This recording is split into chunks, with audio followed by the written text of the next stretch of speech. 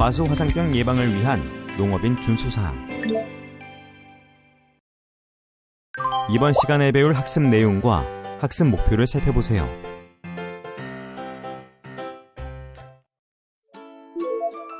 과수화상병 병원에 따른 과수화상병 방제 적기. 과수화상병은 아주 추운 겨울철을 제외하고는 언제든지 전파될 수 있기 때문에 전 생육기에 걸쳐 꼼꼼한 관리가 필요합니다.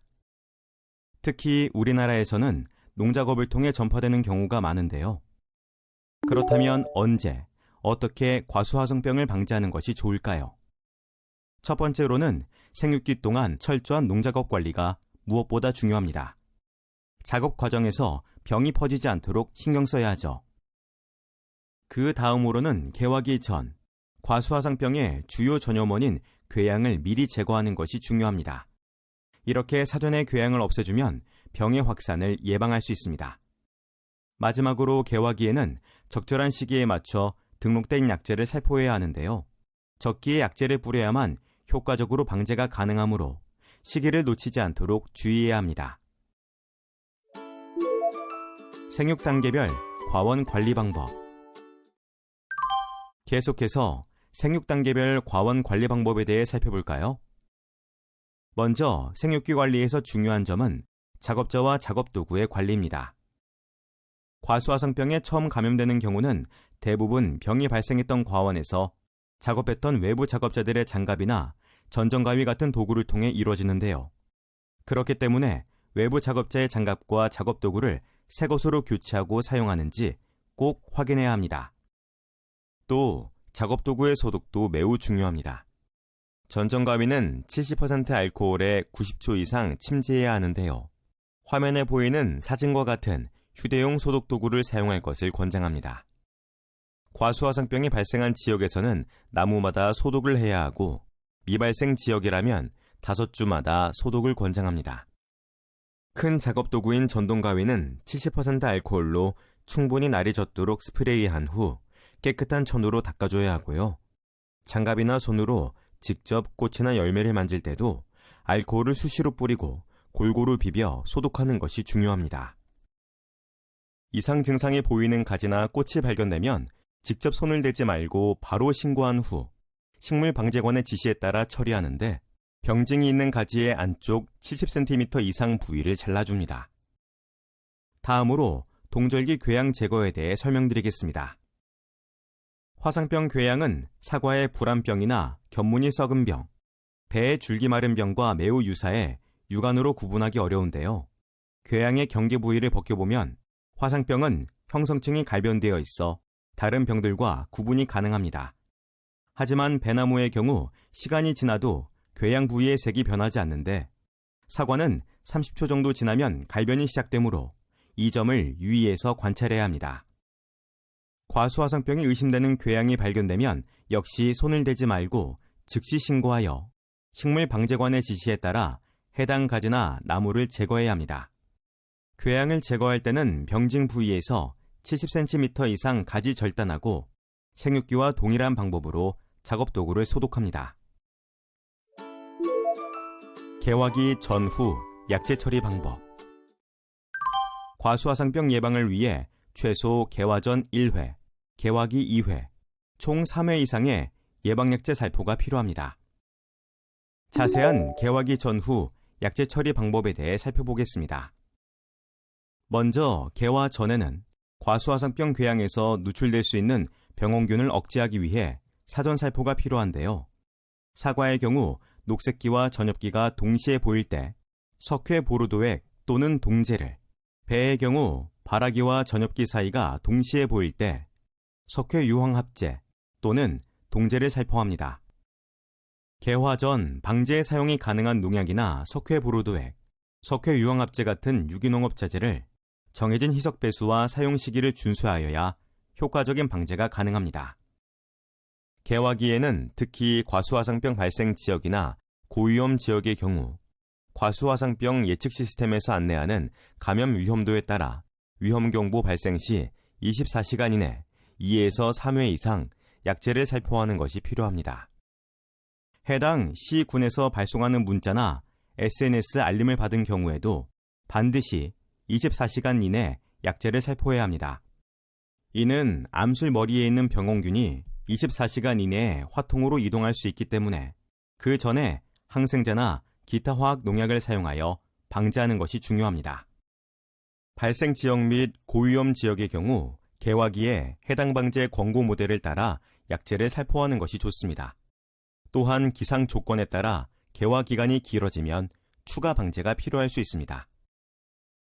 친환경 농가에서는 박테리오파지나 미생물제를 사용하여 개화기 동안 2에서 3일 간격으로 꾸준히 살포합니다. 미발생 지역의 농가는 가능하다면 발생 지역에 준해서 방제 작업을 실시하는 것이 좋은데요. 박테리오파지, 저항성 유도제, 미생물제와 항생제 또는 합성 농약을 혼합하여 방제를 진행할 수 있습니다. 친환경 농가의 경우 박테리오파지나 미생물제를 3일에서 5일 간격으로 지속적으로 살포하는 것이 권장됩니다. 화면에 보이는 표는 약제 살포 체계 사례이니 참고하시어 적기에 약제를 살포하시길 바랍니다.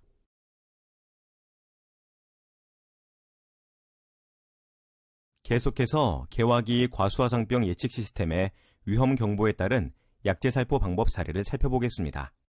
과수화상병 발생 또는 고위험 지역에서 경보가 발생했을 경우 A 사례에서는 개화 초기 경보에 옥시테트라사이클린을 경보 발생 하루 전에 살포한 뒤 만개기에는 스트랩토마이신이나 옥솔린산을 살포합니다.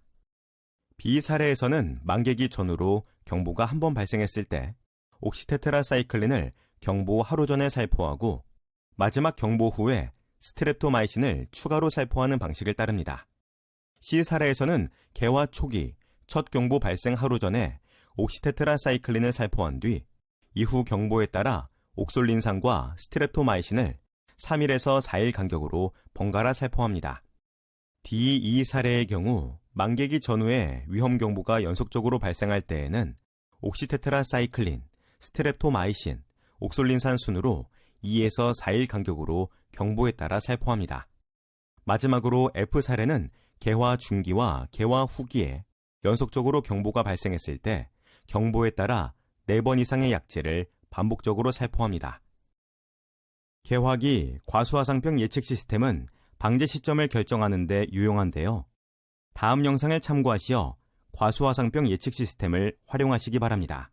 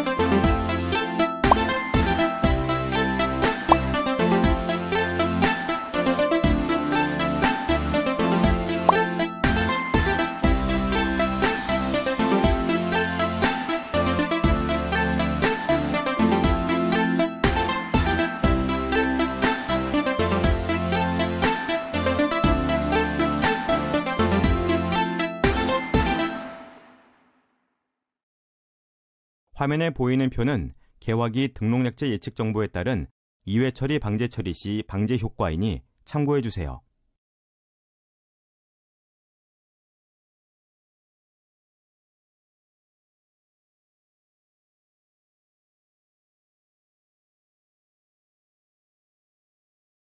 개화기 약제 살포 시에는 약해 발생을 주의해야 하는데요. 고농도로 살포하거나 다른 약제와 혼용하면 약해가 발생할 가능성이 높지만 과수화상병 약제만 사용할 경우에는 착과나 생육에 문제가 발생하지 않습니다. 다음 사진은 스트랩토마이신과 옥시테트라사이클린, 칼슘, 알킬트리 메틸 암모늄 수화제 처리 시 잎에 나타날 수 있는 약해 증상인데 과수화상병 약제만 사용할 경우에는 착과나 생육에 문제가 발생하지 않습니다. 끝으로 개화기 이후 신초의 과수화상병 감염을 억제하기 위해선 신초 감염 경로와 적절한 방제 방법을 이해하는 것이 중요한데요. 신초 감염은 주로 두 가지 경로로 발생합니다. 첫째, 꽃이 화상병균에 감염되면 해당 꽃대와 인접한 신초로 전파됩니다. 둘째, 비바람을 통해 주변에서 날아온 화상병균이 신초의 기공이나 상초를 통해 감염될 수 있습니다. 방제를 위해서는 사과의 경우에는 만개 후 5일에서 15일 사이 또는 신초의 길이가 5에서 7cm 정도일 때 프로헥사디온 칼슘 액상수화제를 1차로 살포합니다. 이 약제는 세포 생장을 억제하여 병원균이 세포벽 사이에서 증식하지 못하도록 합니다. 이후 강한 비바람이 예상될 경우 강우 전날과 강우 다음 날에 옥시테트라사이클린을 2차례 살포해 예방 효과를 높입니다. 이번에는 학습한 내용을 얼마나 잘 이해하고 있는지 퀴즈를 통해 알아보겠습니다. 모두 세 문항이 제시되고 기회는 2번씩 제공됩니다.